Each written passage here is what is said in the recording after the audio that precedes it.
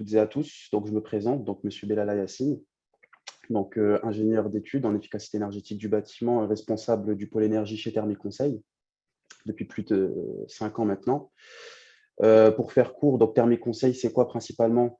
C'est vraiment de récupérer, traiter, exploiter et organiser donc des informations pour permettre de réaliser des constructions et des rénovations énergétiques performantes. Thermi Conseil donc, est présent sur le territoire depuis plus de 12 ans maintenant. On a cette particularité de jongler entre la rénovation et la construction et surtout de pouvoir travailler à l'échelle nationale. Donc, on n'est pas limité géographiquement. On travaille bien sûr sur tout type de bâtiment, donc sur la rénovation, la construction, donc à savoir la maison individuelle, en passant par le collectif, donc tout ce qui est copropriété, bailleur social, bailleur privé, en passant bien sûr par le tertiaire. Donc le tertiaire, tout ce qui est industrie, collectivité, voilà, c'est très vaste. Voilà, on a à peu près un peu plus de 40 salariés, dont 20 ingénieurs.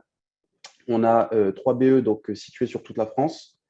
Donc, comme je l'ai dit, la prestation est à l'échelle nationale.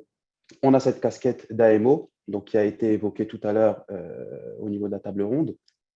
Une garantie décennale, plus de 4 millions de chiffre d'affaires. Pour montrer à peu près, on a déjà des contrats avec de grandes enseignes dans le cadre du décret tertiaire. Donc, l'avantage, c'est qu'on sait déjà de quoi on parle, puisqu'on a déjà abordé le sujet, le projet avec les enseignes que vous pouvez voir, hein, pour ne pas citer. Donc, on a le groupe SOS, le ministère des Finances, Alliance Fromagère, Socotec, et j'en passe. Bien sûr, en tant que BE, on a bien sûr ces qualifications, donc l'OPQ-IBI, est reconnu garant de l'environnement. Voilà pour Thermi Conseil. Et on arrive au quiz. Je te laisse la parole, Xavier. Voilà, mais on va le faire ensemble, Ouais. le quiz. Donc, il y a une question qui est que je vous partage, cher public. Qu'entend-on par surface supérieure ou égale à 1000 m²? À quoi correspond-elle réellement? Surface chauffée hébergée par une activité tertiaire, surface non chauffée hébergée par une activité tertiaire, toute surface chauffée et non chauffée hébergée par une activité tertiaire. Voilà, on vous laisse voter. On vous laisse 10 secondes. Allez, 9, 8, 7, 6, 5, 4, 3, 2, 1, 0. Et je mets fin au vote et je partage les résultats. Je vois que vous êtes en train de voter. Il y a beaucoup de monde, donc, et je vous partage les résultats. Voilà, vous avez les résultats. Yacine? Le public a majoritairement bon. Donc, c'était bien la troisième réponse. Donc, quand on parle des 1000 m², cette surface correspond bien à la surface qui est dite chauffée, mais également non chauffée. Mais ce qui compte principalement, c'est le fait qu'elle soit également hébergée par une activité tertiaire. D'accord? Dès lors que la surface est hébergée par une activité tertiaire, peu importe que ce soit chauffé ou non chauffé, elle fait partie intégrante de cette surface à prendre en considération dans le cadre du décret. Voilà. Donc, c'était bien la réponse C. Voilà. Très bien. Le public est bon. Alors, comment voir en fait ce décret tertiaire? Certains le voient vraiment comme une contrainte, mais d'autres le voient comme une opportunité. Ce que je veux dire par là, c'est que ce qu'il faut se dire, c'est que vraiment cette contrainte-là, il faut en faire une opportunité. Donc, c'est un enjeu énergétique lié à d'autres enjeux. Quand on parle d'opportunité, c'est-à-dire à travers le décret tertiaire, on va pouvoir justement jouer justement sur le développement durable, donc sur l'empreinte carbone, donc l'impact environnemental qu'aura votre bâtiment. À savoir que plus un bâtiment a une empreinte faible, donc un impact environnemental très faible, meilleure sera sa valeur verte. Donc, qui dit valeur verte dit donc le bâtiment prend en valeur. Ensuite, deuxième point, la valorisation du patrimoine, forcément, puisque vous agissez sur le bâtiment d'un point de vue énergétique, donc vous le valorisez, d'accord. Ensuite, bien sûr, on passe par la conformité, d'accord, du décret tertiaire. Et pour finir, surtout, les économies financières par la baisse donc, du coût des charges fixes, donc à travers les travaux qui seront préconisés. Donc, à défaut de me répéter, on va essayer de rester à peu près sur les grandes lignes, hein. Donc, qui est concerné? Donc, comme on l'a dit tout à l'heure, c'est les propriétaires, les occupants et les preneurs à bail. La question qui va se poser maintenant, c'est de savoir comment les tâches seront réparties, c'est-à-dire qui va faire quoi, hein, voilà. Il faut savoir que dans le cas d'un propriétaire occupant, la question ne va pas se poser. Dans le cas d'un propriétaire bailleur, donc un propriétaire qui a plusieurs locataires, bon, tout à l'heure on a évoqué l'exemple, chaque locataire, donc quand je dis locataire, donc voilà, avec plusieurs entreprises par exemple, hein, à différents niveaux, là par exemple la tâche incombera normalement à chaque locataire, c'est-à-dire chaque locataire fera son reporting de données sur la plateforme, hein. Dans le cas, comme l'a dit Marie tout à l'heure, par rapport aux compteurs, hein, s'ils sont bien respectifs à chaque bureau occupé. Et après, bien sûr, après, voilà, c'est vraiment le choix sera fait autour d'une concertation vraiment entre le propriétaire et le locataire et à travers le bail. Voilà.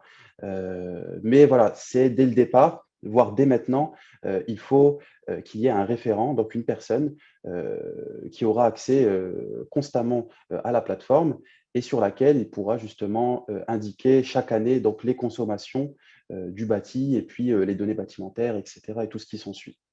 Les bâtiments concernés, comme on l'a dit, donc on a du privé comme du public. Donc le public est très large. Donc on passe par l'administration, le bureau, les entrepôts, les banques, etc.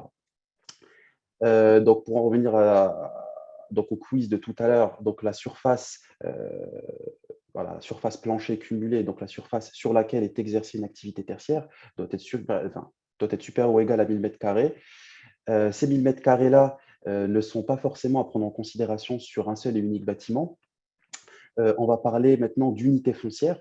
Donc, si vous voulez, si vous avez plusieurs bâtiments sur une même unité foncière, donc l'unité foncière, c'est voilà, un site situé sur une même parcelle, euh, on va parler de surface cumulée. C'est-à-dire que si vous avez plusieurs bâtiments sur une même unité foncière qui font par exemple 500, un qui fait 300 et l'autre qui fait 200, donc là on sera à 1000 m². Donc là vous êtes assujetti, donc au niveau des trois bâtiments. Un autre exemple, si par exemple vous avez également plusieurs bâtis à l'échelle nationale, par exemple dans une ville vous avez donc une première unité foncière sur laquelle vous avez des bâtiments dont la surface concernée est inférieure à 1000 m², et dans une autre ville vous avez un autre bâtiment sur lequel le bâtiment est inférieur également à 1000 m², là on ne va pas parler de surface cumulée, là vous n'êtes pas du tout assujetti. L'assujettissement vraiment se fait dans le cas où on est sur une même unité foncière et auquel cas on parlera de surface cumulée. Donc on additionnera toutes les surfaces. La question voilà, des collectivités ou des propriétaires qui ont plusieurs bâtiments et dans plusieurs communes, et dans chaque commune, tous les bâtiments situés sur une même unité foncière sont supérieurs à 1000 m². Dans chacune des communes, voilà, il sera assujetti au niveau de chaque commune. D'accord ? Ensuite, le quatrième point qui est concerné, donc les bâtiments construits avant le 24 novembre 2018 est caduc, donc elle n'est plus d'actualité depuis la loi climat et résilience, donc d'août 2021, donc qui est toute fraîche hein, finalement et qui a été votée. Maintenant, même les bâtiments postérieurs à cette date sont assujettis. Vous allez me dire, quid des bâtiments construits en 2021? Il faut savoir que la première année d'exploitation à prendre en considération sera celle de 2022. C'est-à-dire, comme l'a dit Marie tout à l'heure, il faut prendre en considération la première année pleine d'exploitation. Et on parle d'année calendaire, donc du 1er janvier au 31 décembre. D'accord ? Donc, en l'occurrence, les bâtiments construits cette année rentreront les consommations sur les mois justement de 2021, mais également de 2020. Et l'année de référence qui devra être choisie, c'est une année pleine d'exploitation. D'ailleurs, ça, c'est un peu faux, hein, puisqu'on on parle d'année de référence, puisqu'on en parlera par la suite, mais il va y avoir plusieurs méthodes. Il ne faut pas oublier que l'année de référence est choisie seulement dans le cadre de la méthode relative, mais on en parlera par la suite. Il faut savoir que, bien sûr, dans ce cadre de décret, il y a quand même quelques exceptions, hein, à savoir les constructions provisoires, les lieux de culte et les bâtiments voués à la défense ou à la sécurité civile ou à la sécurité ou à la sûreté intérieure. Pardon. Voilà. Voilà, donc nous parlions voilà, justement à l'instant des deux méthodes à prendre en considération. Donc ça, c'est très important. Ça fait partie justement des éléments à indiquer, à insérer au niveau de la plateforme Opera. Donc, on parle des données bâtimentaires, de l'année de référence, des consommations de 2020, de 2021, mais également de la méthode choisie. Alors là, il va falloir faire très attention parce que justement, c'est sur cette méthode que tout vraiment va se jouer. Vraiment. Donc là, il va falloir faire appel vraiment à des personnes, on va dire, qui sont vraiment dans le sujet, hein, donc les bureaux d'études thermiques qui travaillent constamment sur les audits énergétiques, qui pourront justement analyser toutes vos consommations, le type de bâtiment, s'il est énergivore ou non, et pouvoir à la fin choisir la méthode la plus adaptée. Alors, comme vous pouvez le voir, hein, la méthode relative, elle est plus adaptée aux bâtiments qui sont anciens. Donc, qui dit ancien, généralement dit très énergivore. Forcément, un bâtiment qui consomme énormément, ce sera plus simple de passer par la méthode relative et d'atteindre justement les 40, 50, 60%.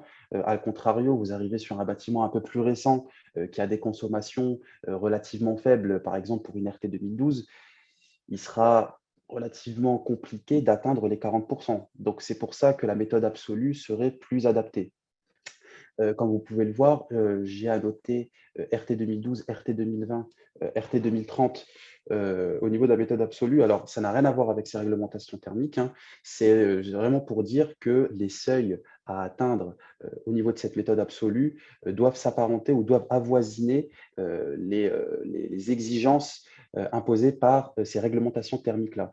Par exemple, en 2030, d'ici 2030, par exemple, un bâtiment qui est relativement récent et sur lequel on aura choisi la méthode absolue, il faudra que vraiment le résultat obtenu soit doit, on va dire, voilà, avoisiner vraiment cette réglementation thermique de 2012. Pour être plus précis, on va parler de seuils de consommation, donc qui seront fixés pour chaque type de bâtiment, chaque type d'activité, le type d'usage. Et donc là encore, il y a un calcul qui sera fait et un seuil en ressortira. Et c'est ce seuil-là qu'il faudra atteindre d'ici 2030. Voilà.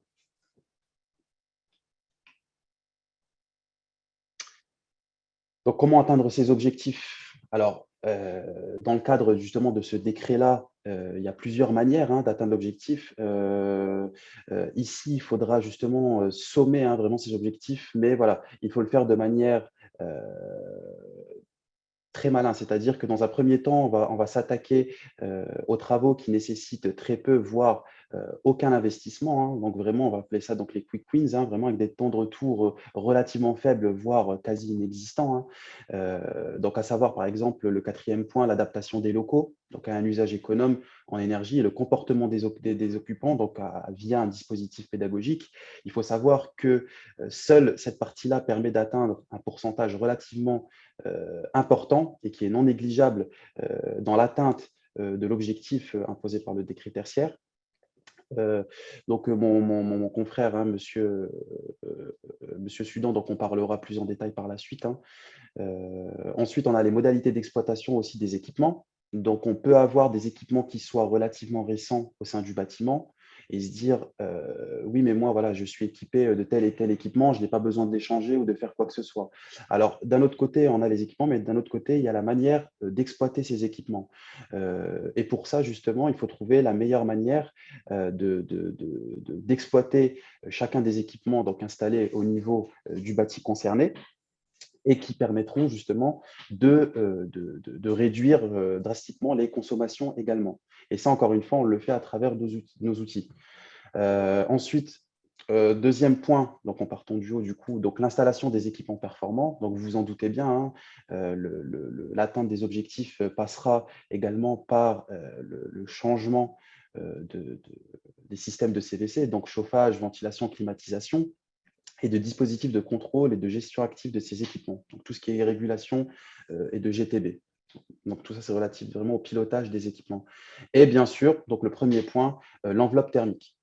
D'accord. Donc l'enveloppe thermique, c'est quoi? Donc, comme son nom l'indique, hein, c'est tout ce qui concerne les isolations thermiques des toitures, des sols, des murs, le changement de vos huisseries. Donc tout ce qui est menuiserie, fenêtres en alu, Donc, c'est vraiment tout ce qui concerne l'enveloppe thermique du bâtiment. Voilà. Donc, tout ça fait partie vraiment d'un plan d'action donc pluriannuel qui sera justement travaillé de manière minutieuse et méticuleuse de par nos ingénieurs. Et par la suite, on trouvera donc la meilleure solution pour atteindre les objectifs imposés par le décret. Au niveau des modulations des objectifs, donc tout à l'heure, j'ai vu qu'au niveau de la table de ronde, vous en aviez parlé. Alors, on va rentrer un peu plus dans le détail. Alors là, on voit à peu près la chronologie, hein, la manière dont s'articulent les différentes exigences. Donc, on part de 2022. Donc, comme l'a dit Marie, 30 septembre, c'est vraiment la date butoir, hein, vraiment à ne pas dépasser, à laquelle toutes les données devront être saisies. Il faut savoir que, bien sûr, une fois que c'est saisi, ce n'est pas définitif. Voilà, il se peut qu'il y ait des erreurs au niveau de la saisie et ça, on peut faire en sorte justement de faire une modification dans ce sens. Donc là, il n'y a pas de problème par rapport à ça. Ensuite, on a 5 ans pour déposer le dossier, donc pour une modulation d'objectifs, hein, d'accord.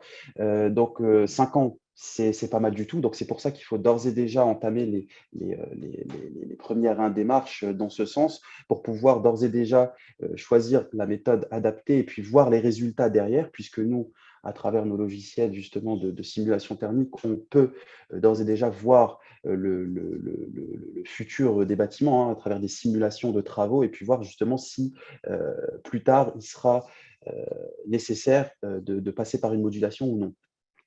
La modulation d'objectifs, vous en avez 3. Alors il y a la contrainte architecturale, la contrainte technique et ce qui a été cité tout à l'heure, la disproportion, donc la contrainte financière. D'accord. À savoir donc la contrainte architecturale, comme son nom l'indique, donc c'est tout ce qui est lié par exemple à l'urbanisme, aux ABF, par exemple un bâtiment qui est relativement esthétique et sur lequel voilà, on ne peut pas toucher à la façade par exemple, et justement c'est ces travaux-là qui nous permettent d'atteindre tel et tel objectif. Et bien là, on va parler de contrainte architecturale.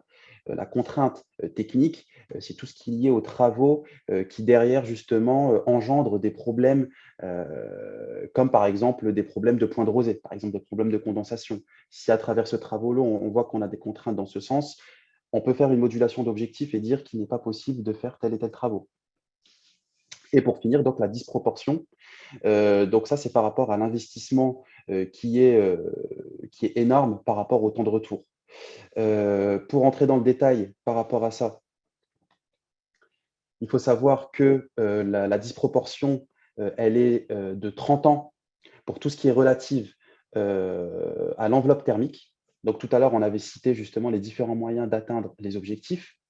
Alors, si on est supérieur à 30 ans dans le cadre de travaux préconisés d'enveloppe thermique, donc une ITE, donc une isolation thermique par l'extérieur, alors là, on a droit à une modulation d'objectifs.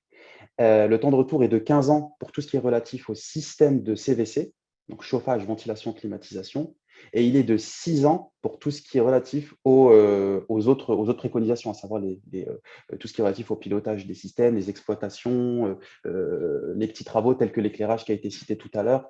Bon, l'éclairage, généralement, on n'a pas de souci à se faire là-dessus, puisque comme tu l'as dit Xavier tout à l'heure, ça représente même plus qu'un cinquième des réductions vraiment d'économie d'énergie. On arrive à faire de très belles choses de nos jours. Donc voilà, en espérant avoir été clair là-dessus. Et bien sûr, rebelote chaque année. Donc en 2030, voilà, 2036, autre modulation. Et la modulation pour 2050 se fait en 2046. Donc ça laisse quand même une certaine marge. 5 ans, c'est pas mal. Voilà. La fameuse plateforme Opérate, donc la première donc, transmission, donc voilà, les données avant le 30 septembre 2022, hein, c'est ce qu'on disait, donc dans laquelle il faudra saisir donc, toutes les données bâtimentaires, donc les surfaces, les activités exercées, les justificatifs de consommation. Toutes ces données-là, bien sûr, voilà, le propriétaire ou le référent peut mandater, enfin du moins l'acteur tertiaire peut mandater une personne, donc un BE ou autre, pour pouvoir faire cette démarche-là.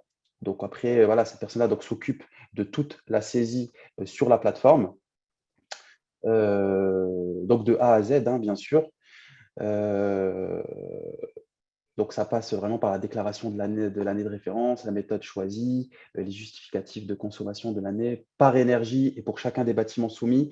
Parce que c'est vrai que jusque maintenant, on a parlé des différentes données à saisir qui paraissent relativement simples, puisqu'on parle justement de l'adresse, de surface, etc. Mais ça va bien au-delà de ça, parce qu'il faudra rentrer justement toutes les énergies, enfin toutes les consommations par type d'énergie, par compteur. C'est vraiment très détaillé et très technique. Donc, si vous voulez, on n'a pas le droit à l'erreur. Puisque ces données voilà, sont définitives. Voilà, à défaut, voilà, s'il y a des erreurs, voilà, c'est possible de changer, mais c'est des données vraiment qui sont définitives. Donc, préparer, agir et piloter.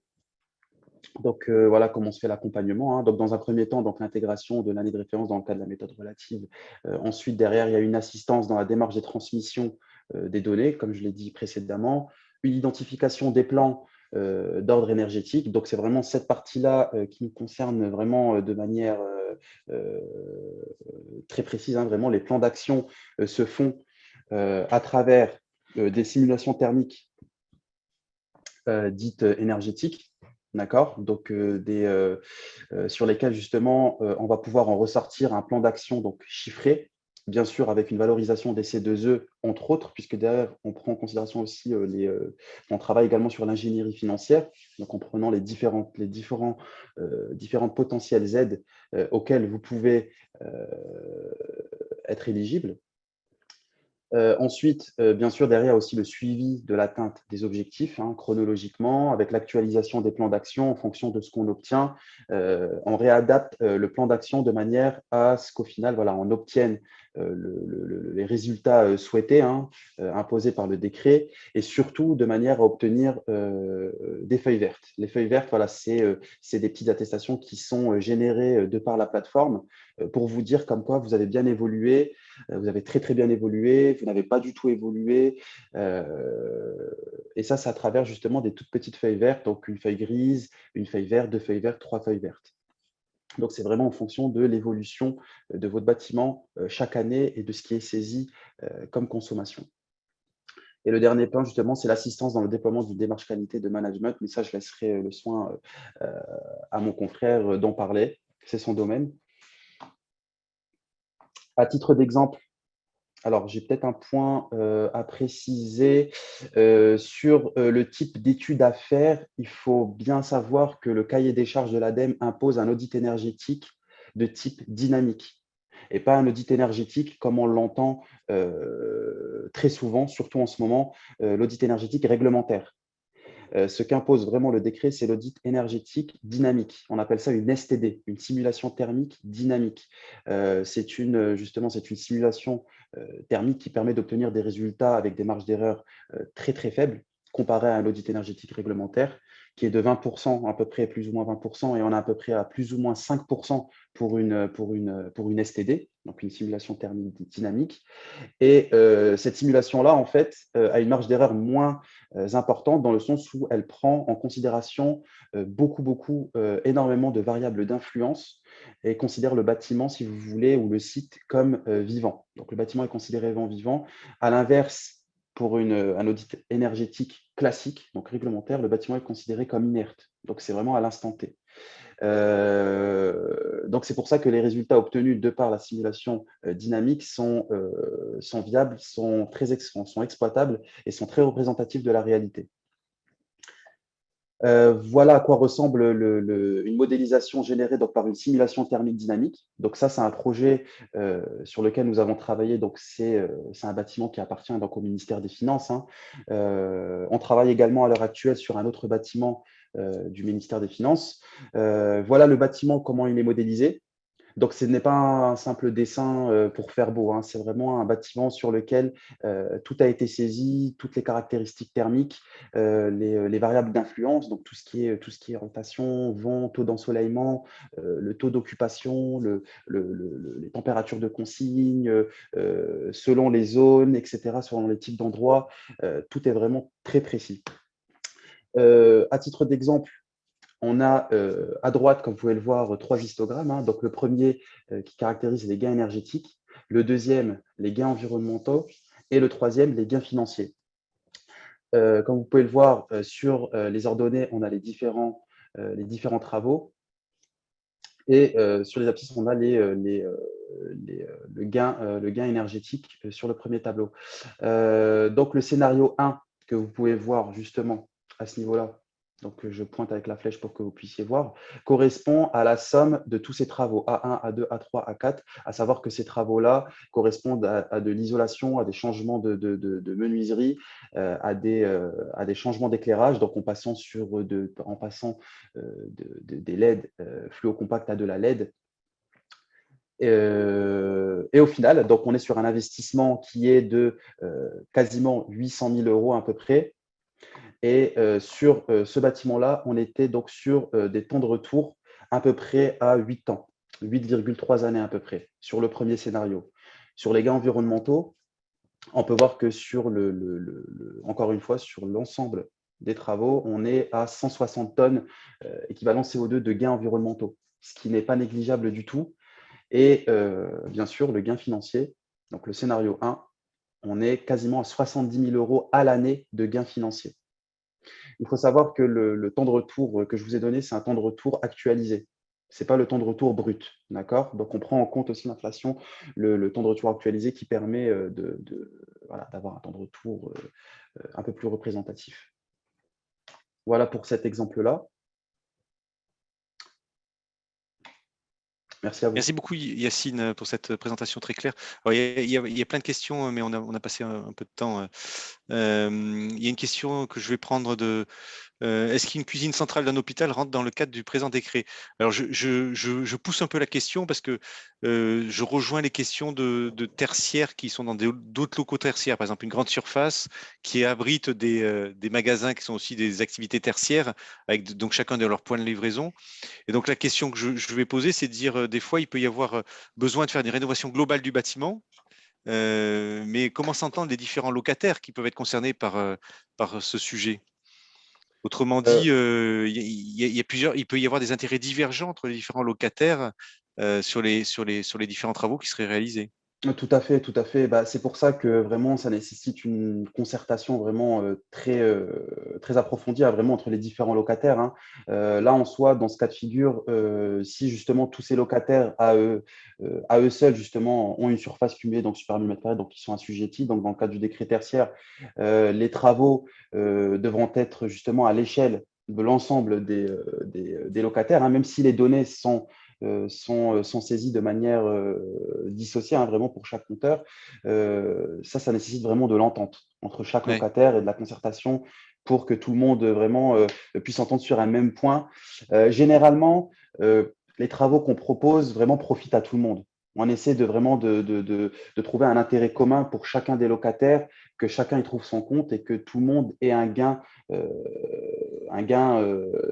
financier vraiment équitable. Oui. Voilà. Donc, une cuisine centrale dans un hôpital, elle est soumise Ça au rentre en décret. considération, ouais, tout Ouais, à fait. ouais. Ah, tout à fait, tout à fait. Quelle est la définition d'une unité foncière? Alors, on peut la trouver hein, sur le site Légifrance. L'unité foncière, pour faire simple, ça correspond vraiment à un site ou du moins on va dire à un périmètre sur lequel on a plusieurs bâtiments et généralement sur une même parcelle. On parle d'une même unité foncière si on a plusieurs bâtiments sur une même parcelle. D'accord? Alors, une autre question, c'est tous les bâtiments assujettis au décret doivent-ils obligatoirement faire un audit thermique? Ah bah oui, tout à fait. Bah, le fameux plan d'action pluriannuel, justement, il passe par l'audit énergétique. C'est que l'audit, justement, énergétique qui va pouvoir générer les résultats. Comme on dit, un audit énergétique, c'est quoi? C'est un outil d'aide à la décision. C'est à partir de cet audit qu'on va pouvoir, justement, ressortir tous les résultats et pouvoir, justement, indiquer qu'est-ce qui est intéressant de faire ou de ne pas faire en priorité. Donc, Ouais. c'est vraiment l'outil indispensable, quoi. Voilà, c'est indispensable. Mais est-ce que la question était aussi, est-ce que réglementairement, c'est obligatoire? Alors, donc on n'est plus dans le cadre du décret tertiaire, là. Dans le cas du décret tertiaire, est-ce que Ah c'est bah obligatoire si. de faire un audit? Oui, Oui. ah bah oui. Bah, comme j'ai dit tout à l'heure, le cahier des charges impose un audit énergétique, donc une STD, donc un audit énergétique dit dynamique. Donc le cahier des charges l'impose, oui, effectivement. Mm. Voilà, donc la réponse est claire. Est-ce qu'il y a des obligations de certification et de qualification pour les Ah bah, bureaux d'études ou les… Tout à fait, tout à fait. Oui, un bureau d'études doit avoir les qualifications que j'ai citées tout à l'heure, donc OPQ, IBI et RGE, notamment au niveau de l'AMO également, faut qu'il soit RGE également. Mais sinon, effectivement, il faut une certaine qualification pour, euh, pour pouvoir aborder ou pour pouvoir être mandaté sur des projets relatifs aux décrets tertiaires. Mmh. Une dernière question de côté là qui pose la question sur effectivement si on peut récupérer les données directement auprès d'Enedis, peut-être tu vas répondre à la place d'Enedis, hein. Pourra-t-on modifier les données, notamment pour en déduire les consommations des véhicules électriques? Effectivement, c'est quand il y a des véhicules électriques qui sont branchés sur un bâtiment, donc sur lequel ça mène des consommations qui ne sont pas des consommations d'énergie liées au bâtiment, est-ce qu'il faut les déduire, hein, des consommations? Tout à fait. Ouais. Et comment on fait, Bah, comment ça se fait? Est-ce que ça se fait automatiquement? Est-ce que peut-être que je crois qu'Enedis, ils ont souvent quand on fait une infrastructure de recharge de véhicules électriques, c'est un nouveau point de livraison, hein, cette infrastructure de recharge de véhicules oui, électriques donc souvent. c'est même quasiment tout le temps le cas. Donc c'est vrai que c'est relativement simple ensuite. Il y a un point qui, c'est bien que tu en parles, Xavier, parce qu'il faut savoir que la plateforme Operate, elle intègre aussi des calculs. Si tu veux, en fait, par exemple, pour le lissage des données, par exemple, elle le fait automatiquement. Quand on calcule, on rentre des consommations, ce n'est pas ces consommations-là à proprement dit qui seront prises en considération. Elles seront lissées par rapport à la rigueur du climat, par rapport au DJU. Ça, par exemple, Opérate le fait automatiquement. Et au niveau justement de ce que tu dis par rapport aux consommations propres aux bornes, pareil, il y a justement un endroit sur lequel qui est précis justement sur la plateforme dans lequel on saisit et ensuite c'est déduit automatiquement par la suite au niveau Voilà, des donc consos globales. ça c'est géré, c'est géré. Voilà, merci beaucoup Yacine pour cette présentation. Il y aurait tellement de Avec choses à plaisir. dire, on pourrait rester, on pourrait Ah rester bah toute là, l'après-midi. j'essaie de pas trop rester dans la technique, mais ouais, avec plaisir. On pourrait Voilà. rester toute l'après-midi.